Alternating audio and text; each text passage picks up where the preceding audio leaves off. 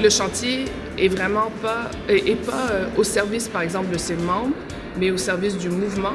Et notre rôle, c'est d'amener tous ces acteurs ensemble, d'animer une réflexion stratégique qui va faire état de, OK, dans la situation actuelle, qu'est-ce qui se passe sur le terrain?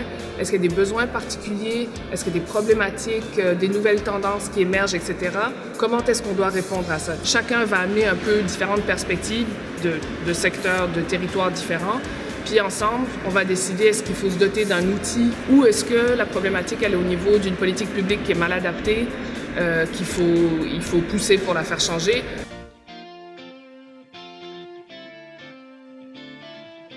Donc on est l'interlocuteur, on est un des deux interlocuteurs privilégiés du gouvernement en matière d'économie sociale.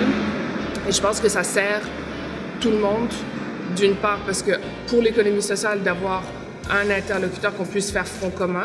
Donc les discussions se font à l'interne dans les espaces du chantier pour se mettre d'accord sur des priorités, mais après on pousse tous ensemble parce qu'on comprend que du logement pérenne et abordable, de qualité ou des soins aux personnes qui mettent la dignité de la personne avant les profits, etc., ça sert une vision d'un modèle économique avec lequel on est tous d'accord qu'on travaille dans les garderies, dans le développement, etc., dans tous les secteurs. Et d'autre part, pour le gouvernement, d'avoir un interlocuteur qui a une vision d'ensemble, c'est intéressant aussi pour se faire aiguiller sur certaines tendances ou certains enjeux. C'est sûr que s'il y a des réseaux, il y a eu des moments où il y avait des réseaux pas très structurés, on a encouragé fortement qu'ils s'organisent entre eux. Longtemps, on a eu au Québec une tradition de mettre en réseau. Donc la plupart des initiatives émergeaient et ils se faisaient leur réseau de X, Y, Z.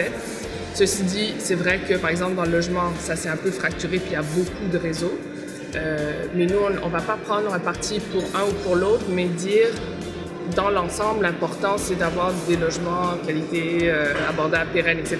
Et donc défendre ces valeurs-là de façon générale et défendre la création de plus de ce logement géré par la communauté ou soutenir des initiatives structurantes qui vont permettre de développer des nouvelles choses, notamment par la mutualisation de plusieurs organisations qui vont se regrouper pour faire des nouvelles choses innovantes.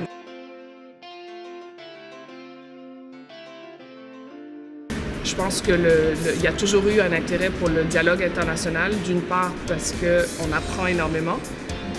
Et donc, en 2011, le chantier a organisé le FIES, le Forum international d'économie sociale et solidaire, qui était juste avant qu'on passe notre loi cadre. Donc, il y a eu plein de gens qui sont venus, entre autres, parler de leur loi cadre ou parler de... C'était vraiment le thème, c'était politique publique en économie sociale. Et ça a marqué le coup de dire, premièrement, on n'est pas juste nous au Québec qui nous intéressons à ça, mais il y en a plein d'autres qui aiment ce qu'on fait. Donc, ça convainc chez nous, puisqu'on n'est jamais prophète dans son pays. Mais aussi qui font mieux que nous sur plein de trucs. Donc nous, ça nous inspire et nos politiques aussi étaient comme attentifs. Et puis, on a co-organisé en 2016 avec la Ville de Montréal le G7, donc là vraiment à l'échelle des gouvernements locaux parce que c'est un enjeu majeur pour nous, comme je pense un peu partout. Et je pense que ces échanges-là sont vraiment enrichissants parce qu'on apprend plein de trucs, parce qu'on est inspiré, parce qu'on a l'occasion de parler stratégie. Puis aussi parce que ça nous permet de dire nous ce qu'on a appris chez nous, ce qui a marché, ce qui marche moins, puis de participer. Je pense qu'il y a un contexte de solidarité qui est évident là, face aux défis énormes auxquels on fait face, il faut qu'on se parle.